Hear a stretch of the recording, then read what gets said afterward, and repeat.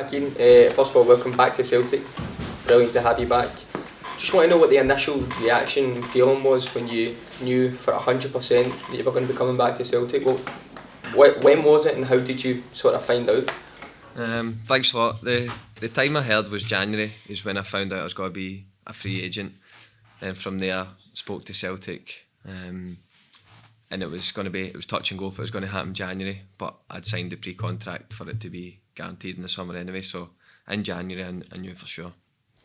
Obviously you left Celtic at 21, had a good 6 years away at Arsenal and then at Sociedad. Do you think coming back here now, this is where you'll be for the rest of your career? You've had your time away and this is where you want to be? I think so, because you don't come back to your home at 28 and you think about somewhere else again.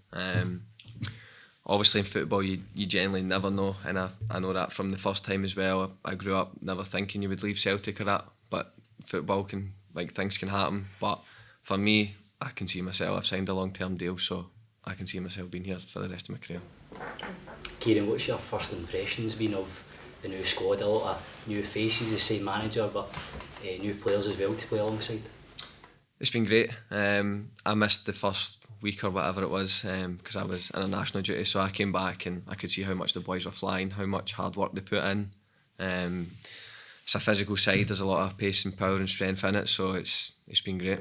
I'm interested to know tactically as well. In the 6 years you've been away, you've played centre back for Scotland, you've played left wing for Arsenal in the forward areas, other various roles as well. Do you think you've morphed into a more versatile player as well?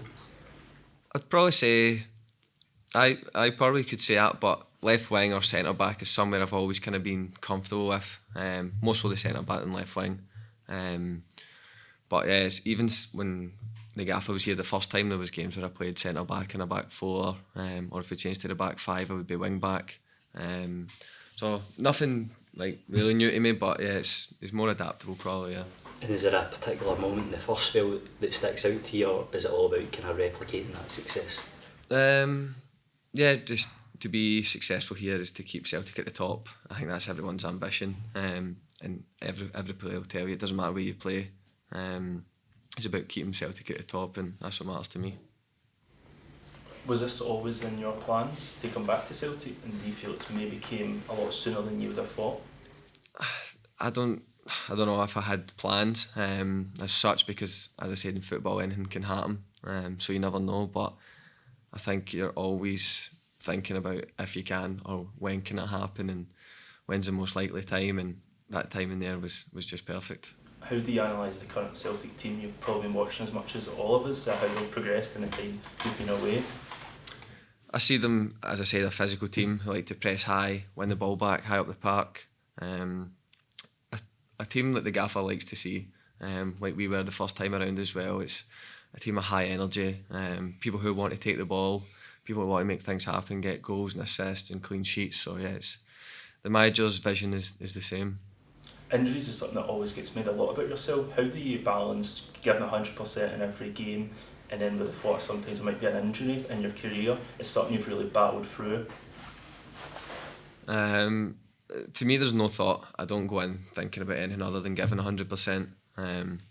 Obviously stuff's happened during the game, but as a footballer, what can you do? I do my best in my recovery to make sure my body's right every time, every day.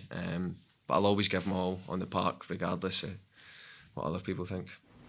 Can I just ask about your experience at other teams, just to go to the training, and what experience you now bring back having trained with other teams and having had that broader kind of depth, and what have the differences been?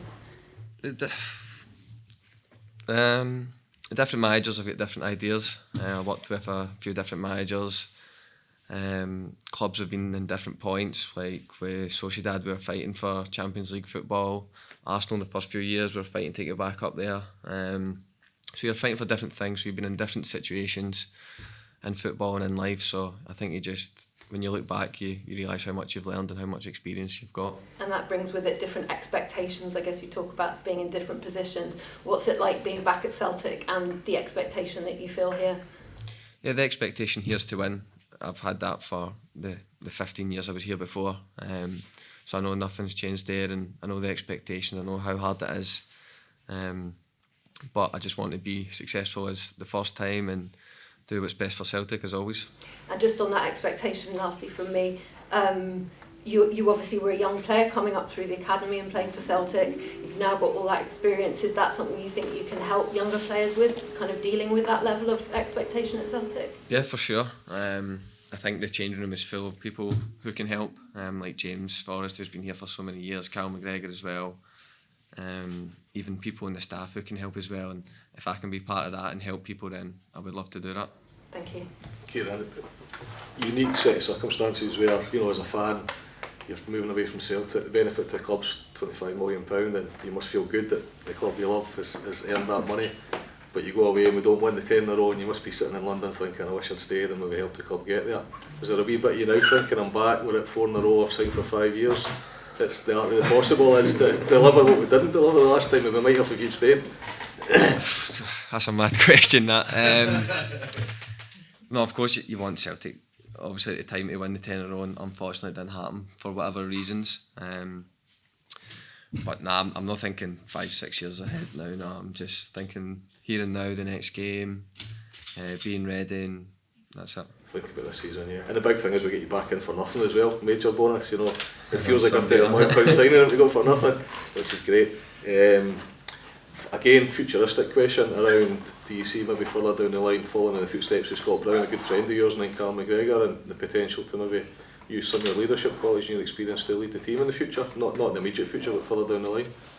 I'll just be myself in training every day and in games, and it's something, if the manager and the coaches think that's something I can do, then I'll be more than happy to do that. But as you said, I'm not thinking that too far ahead, and I know Callum's still got a good few years left anyway. Fantastic. And then with regards to personnel, I know a couple of guys have asked the questions already, just to put you on the spot a little bit, whether it be last year watching on the TV or just the couple of days that you've had at Lennoxtown, anybody that's particularly impressed you where you thought, wow, this person is something special? I think just coming back, you realise how good Cal McGregor is. I think when you've been away from for so long, you come back, you just realise he just keeps getting better and better. So he's one player, and obviously Dyson on the left is someone who's incredible physically, and he's just a joy to play with. I've only played a couple of games with him in some training sessions, but he's a joy to play with. I look forward to you two playing up that wing. Can't wait. Yeah. Thank you. Hi Kieran, welcome home. Thank you. Good. When you made your breakthrough into the first team, who were the players that helped you make that transition, and what kind of advice did they give you? Bruni for sure, because he was my coach at the under-20s for a while, so he helped me coming up.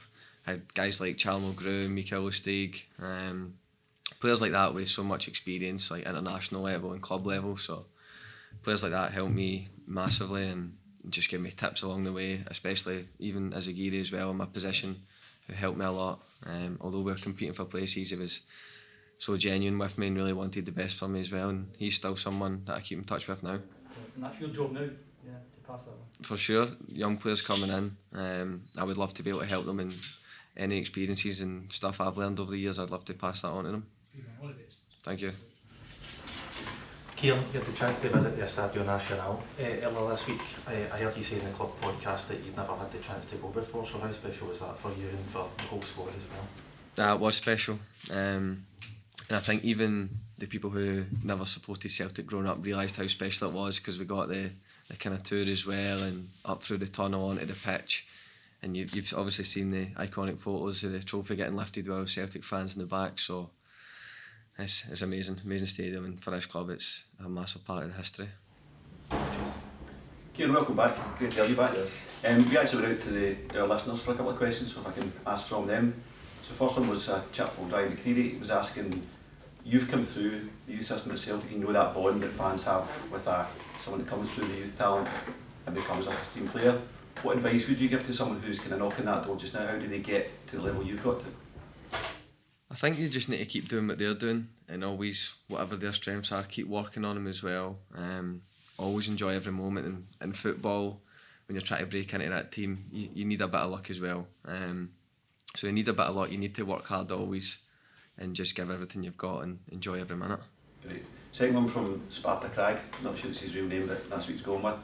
So you obviously a Celtic fan like the rest of us, being away for those 5-6 years, we've had a great amount of success in that period. Who's the players of that time that you really, you know, were impressed by or looked out for?